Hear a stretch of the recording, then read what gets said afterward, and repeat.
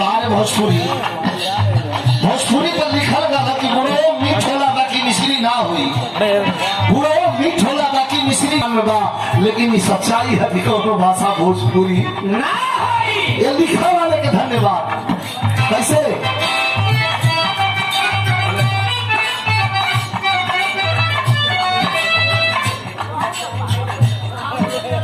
हमारे राम यादव भैया जय मौनी बाबा बिल्डिंग मटेरियल की ओर से फ्री पुरस्कार आल है, बहुत रामोद भैया का पुरस्कार है। वाह रामोद भैया, बहुत बहुत धन्यवाद। हंस के भी हंस के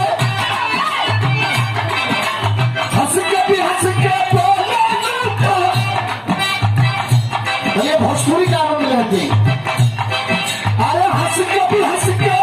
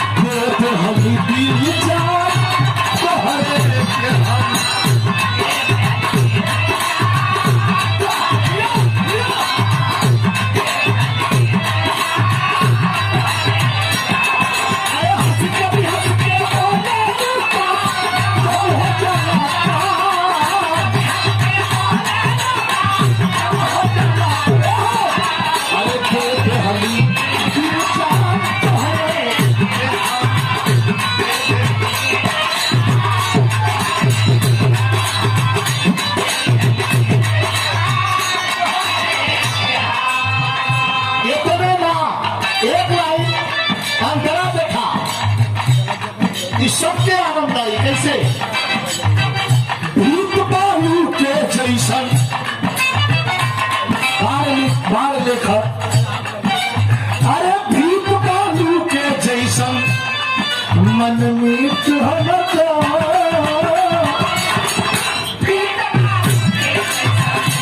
अरे मन मीठ हमर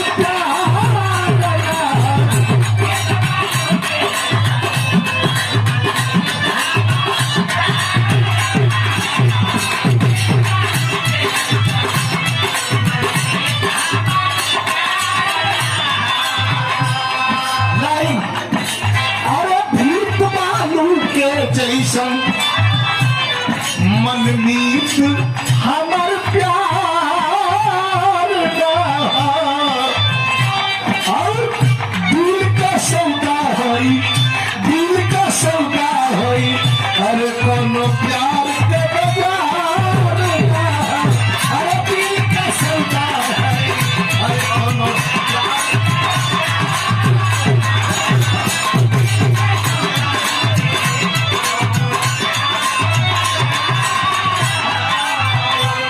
बहादुर यादव विधायक खरिहानी की ओर से 101 रुपया पुरस्कार। ये लाइन बड़ी पसंदीदा लाइन है।